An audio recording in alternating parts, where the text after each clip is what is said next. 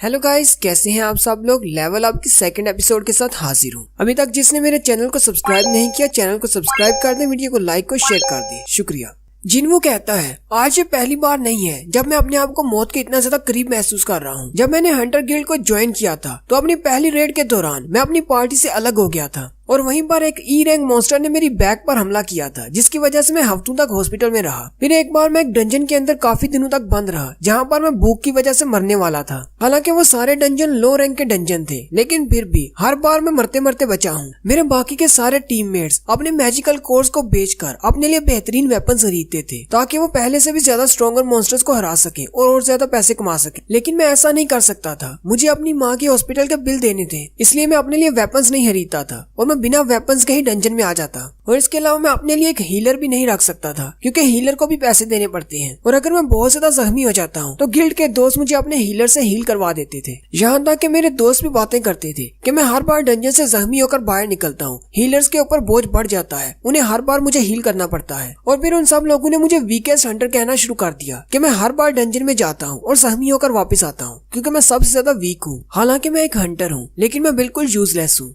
ये सारी बातें करने के बाद हमारी स्टोरी फिर से प्रेजेंट में आ जाती है। जिनवू जैसे ही बॉस के स्टैचू की आंखों की तरफ देखता है तो उसकी आंखें चमक रही होती है। जिनवू जल्दी से चिल्लाकर बाकी टीम वालों से कहता है, जल्दी से नीचे झुक जाओ। उनमें से आधे लोग तो जल्दी से झुक जाते हैं, लेकिन आधे लोग खड़े रहते हैं। बॉस स्टैचू की आंखों से लेजर निकलता है जो कि सामने उनकी तरफ अटैक करता है। जितने भी खड़े होते हैं वो सारे के सारे मर जाते हैं, जबकि मिस्टर सोंग का हाथ भी कट जाता है। बाग किम से कहता है, क्या तुम ठीक हो? किम उसे कहता है, हम बिल्कुल ठीक हो। वो सारे लोग अभी नीचे ही झुके होते हैं। मिस्टर किम कहते हैं, मैं तो बड़ी मुश्किल से बचा हूँ। अगर जिनवू चिल्लाकर नहीं कहता तो हम लोग भी मर चुके होते। जबकि जूही इस सब की वजह से बेहोश हो जाती है। जिनवू उसके पास ही बैठा होता है और उसे जगाने की कोशिश कर रहा होता है। मिस्टर सोंग चिल्लाकर बाकी टीम वालों से कहते हैं, अपनी जगह पर बैठे रहो, कोई भी खड़े होने की कोशिश मत करना। अगर हम लोग खड़े होंगे तो ये हम पर फिर से अटैक करेगा। मिस्टर सोंग जिनवू के पास जाते हैं और उसे कहते हैं, तुम्हें घबराने की जरूरत नहीं, ये सिर्फ बेहोश हुई है। हालांकि ये एक बी रैंक की हीलर है, लेकिन फिर भी ये सिर्फ बेसिक रेड्स पर ही जाती है। लेकिन ये वाली रेड कोई बेसिक नहीं लग रही। जितने लोग तुम्हारी बात सुनकर झुक गए थे वो सारे लोग बच गए, जबकि बाकी के सारे मारे गए। जिनवू से कहता है, क्या वाकई में ऐसी बात है?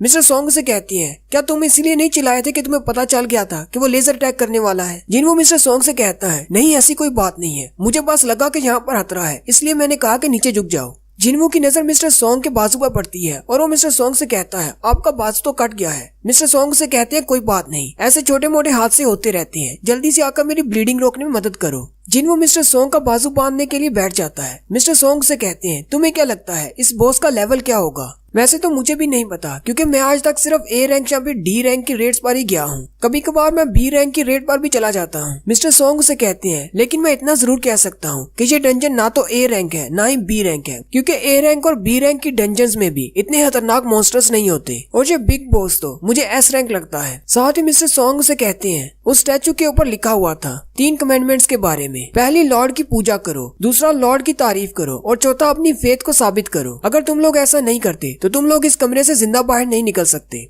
जिनवू मिस्टर सोंग से कहता है, तो इसका मतलब ये जो कुर्सी पर बैठा है यही इन सब का लॉर्ड है और हम इन सब को नहीं हरा सकते। और यहीं पर फिर से एक बैकग्राउंड स्टोरी बताई जाती है कि आज से 10 साल पहले इस तरह के पोर्टल्स ओपन होना शुरू हुए थे। इससे बहुत ही अजीब सी बातें होना शुरू हो गई। हमारे इंसानों में बहुत सारे ऐसे इंसान थे जो कि हंटर्स बन गए और उनके अंदर बहुत सारी सुपर एबिलिटीज आ गई। मैं भी एक हंटर बन गया, लेकिन मेरे अंदर कोई भी ऐसी सुपर एबिलिटी नहीं आई, इसलिए मेरा रैंक सिर्फ ई ही रहा। हालांकि मैं नॉर्मल इंसानों से बहुत ज्यादा पावरफुल हूँ, लेकिन दूसरे हंटर्स के मुकाबले में मेरी पावर बहुत ज्यादा कम है। कोई भी नॉर्मल इंसान इन पोर्टल्स को पार करके अंदर नहीं आ सकता। सिर्फ हम हीरोज ही हैं जो कि इन डंजन्स को पार करके अंदर आते हैं और इन मॉन्स्टर्स को मारते हैं। लेकिन कई बार ऐसा होता है कि इन डंजन में कुछ ऐसे मॉन्स्टर्स निकल आते हैं जो कि हमारी सोच से भी ज्यादा डरावने होते हैं। जिनवू मिस्टर सोंग से कहता है, क्या आप ठीक है? आपकी ब्लीडिंग तो रुक ही नहीं रही। मिस्टर सोंग से कहते हैं, इसके अलावा हम लोग और कर भी क्या सकते हैं? यहाँ पर आते वक्त मैंने अपने साथ 3 हीलर लिए थे। उनमें से एक हीलर तो लेजर बीम की वजह से मार गया, उसकी तो बॉडी भी नहीं मिल रही, जबकि दूसरा हीलर बहुत ज्यादा डर गया है और तीसरा हीलर वो लड़की है जो कि पहले से बेहोश हो चुकी है। मुझे नहीं लगता कि थोड़े वक्त के लिए मुझे कोई हीलर मिलने वाला है। मिस्टर सोंग जिनवू से कहते हैं, मुझे लगता है कि हमें यहीं पर झुके रहना चाहिए जब तक कि सिचुएशन थोड़ी ठीक नहीं हो जाती। जैसे ही हमें मौका मिलेगा हम लोग यहाँ से भाग जाएंगे। सारे टीम वाले बैठे रो रहे होते हैं और कहते हैं, हमारे साथ ऐसा क्यों हो रहा है? ये तो सिर्फ एक डी रैंक की डंजन थी, यहाँ पर इतना पावरफुल बॉस कैसे हो सकता है? जिनवू भी सोच रहा होता है, अगर हम यहीं पर खड़े रहे तो क्या हम बच पाएंगे? लेकिन अगर हम यहाँ से भाग जाते हैं तो दरवाजे पर वो गार्ड है, वो भी हमें मार डालेगा। मुझे नहीं लगता कि ये स्टैचू हमें यहाँ से निकलने देंगे। उसी वक्त उनकी टीम का एक और मेंबर उठकर खड़ा हो जाता है और कहता है, मैं यहाँ पर ऐसे नहीं मर सकता, मुझे यहाँ से वापस जाना है। मैंने इतनी मुश्किल से एक बड़े गिल्ड को ज्वाइन किया था, अब मैं यहाँ पर मर नहीं सकता। उस हंटर की स्पेशल पावर स्पीड है, वो अपनी मसल्स पर जोर डालकर बड़ी स्पीड से आगे बढ़ सकता है। मिस्टर सोंग चिल्लाकर उसे कहती है, तुम क्या करने की कोशिश कर रही हो? मैंने तुमसे कहा कि हिलना मत। वो हंटर मिस्टर सोंग से कहता है, मुझे इस बात की जरा भी परवाह नहीं, मुझे पता है कि मेरी स्पीड बहुत ज्यादा है, मैं इस स्टैचू के पकड़ने से पहले यहाँ से निकल जाऊंगा। वो अपना स्टैंस लेकर एक जोरदार जंप लगाता है और स्पीड के साथ दरवाजे की तरफ जाता है। जैसे ही वो दरवाजे के थोड़ा सा करीब हो जाता है, उसी वक्त वो बड़ा स्टैचू उसके ऊपर लेजर अटैक करता है और उसके पाँव के अलावा और कुछ भी नहीं बचता। बाकी के हंटर्स और भी ज्यादा घबरा जाते हैं और चिल्लाना शुरू कर देते हैं। जिनवू भी कहता है, ये स्टैचू तो हमें जिस वक्त चाहे तब मार सकते हैं। मिस्टर किम कहते हैं, इनके लिए हमें मारना तो एक कीड़े को मारने से भी ज्यादा आसान है। मिस्टर सोंग कहते हैं, अगर ये मारना चाहे तो हम सबको एक साथ मार सकते हैं। जिनवू उनसे पूछता है, तो फिर ये लोग हमें मार क्यों नहीं रहे? मिस्टर सोंग उसे कहते हैं, मुझे क्या पता, हालांकि ये स्टैचूज हमें जब चाहे मार सकते हैं, लेकिन ये हम पर अटैक नहीं कर रहे। ये बाकी मॉन्स्टर्स से बहुत ज्यादा अलग है। बाकी मॉन्स्टर्स तो देखते ही अटैक करना शुरू कर देते हैं, लेकिन ये लोग एक सोचे समझे प्लान के तहत काम कर रहे हैं। जैसे कि वो दरवाजे के पास वाला स्टैचू जैसे ही दरवाजे को हाथ लगाओ तब वो अटैक करता है, जबकि ये बड़ा वाला बॉस स्टैचू जैसे ही हम लोग हरकत करते हैं तब हम पर अटैक करता है। मुझे लगता है ये एक पैटर्न में अटैक कर रहे हैं। पैटर्न का लफ्ज सुनते ही जिनवू को समझ आ जाती है कि यहाँ पर क्या चल रहा है। जिनवू उनसे कहता है, मुझे लगता है इस कमरे के अंदर एक रूल है, हमें उन रूल्स को फॉलो करना होगा। जिनवू की नजर उन कमेंडमेंट्स पर पड़ती है। जिनवू मिस्टर सोंग से कहता है, आखिर उन तीनों कमेंडमेंट्स में क्या लिखा हुआ था? उनमें से पहली कमेंडमेंट कौन सी थी?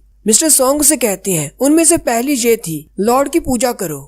जिनवू उस बड़े स्टैचू की तरफ देखता है और कहता है, मुझे लगता है ये बड़ा स्टैचू लॉर्ड है, और साथ ही वो थोड़ा सा ऊपर की तरफ उठना शुरू करता है। मिस्टर सोंग उसे कहते हैं, कहीं तुम पागल तो नहीं होगे, तुम मारे जाओगे। जिनवू उसे कहता है, ऐसी बात नहीं है, मुझे लगता है कि मैंने फिगर आउट कर लिया है। ये बड़ा वाला स्टैचू हम पर तब अटैक नहीं करता जब हम लोग हरकत करते हैं, बल्कि ये तब अटैक करता है जब हम लोग एक सर्टेन हाइट से ऊपर उठते हैं। मुझे लगता है कि मैंने पहली कमेंडमेंट का मतलब समझ लिया है। लॉर्ड की पूजा करनी मतलब लॉर्ड के सामने झुकना है, हमें सबको इसके सामने झुकना होगा। मिस्टर किम और बैक उसे कहते हैं, कहीं तुम पागल तो नहीं होगे, इसका मतलब ये कैसे हो सकता है? जिनवू उनसे कहता है, मैं बिल्कुल ठीक कह रहा हूँ, लॉर्ड की पूजा करना इसका मतलब यही है कि हमें इसके सामने झुकना होगा। हम इसके सामने झुकेंगे तो ये हम लोगों पर अटैक नहीं करेगा। मिस्टर सोंग हंसते हुए से कहते हैं, इसके अलावा हम कुछ कर भी नहीं सकते। फिर वो सबसे कहते हैं, सभी लोग इसके सामने झुक जाओ। वो सारे लोग बॉस स्टैचू के सामने झुक जाते हैं और कहते हैं, हमें जिंदा रहना है, हमें यहाँ से निकलना होगा। अगर ऐसा करके हम लोग यहाँ से निकल सकते हैं तो हम लोग ऐसा जरूर करेंगे। थोड़ी देर इसी तरह झुके रहने के बाद जैसे वो स्टैचू की तरफ देखते हैं तो उस बड़े स्टैचू के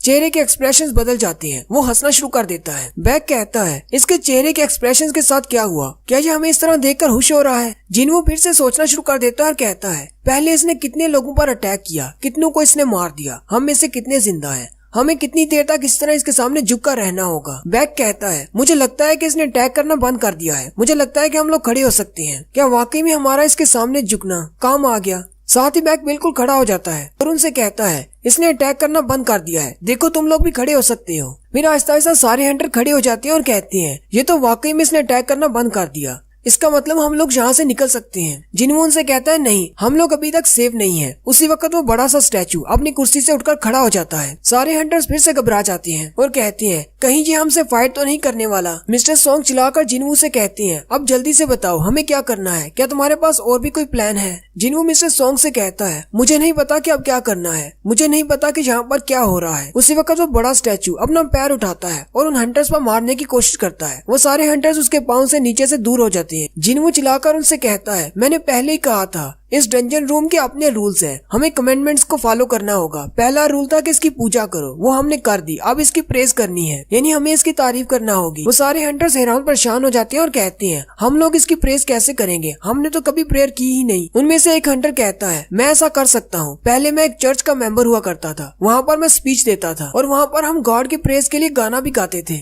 वो हंटर आगे बढ़ता है और अपने गले में पहने हुए क्रॉस के नेकलेस को पकड़ते हुए कहता है, लॉर्ड मैं आपका बंदा हूँ, मेरे ऊपर अपनी ब्लेसिंग्स की बरसात करो और मुझे एक नया इंसान बना दो जो कि गुनाहों से पाक हो। मेरे अंदर से सारी डार्कनेस को खत्म कर दो और मेरी सारी कमजोरियों को दूर कर दो। मेरे लॉर्ड मैं आपसे बहुत ज्यादा प्यार करता हूँ, आपको मेरी मदद करनी है। मिस्टर किम कहती है, क्या वाकई में इसकी प्रेस काम कर रही है? बॉक कहता है, शायद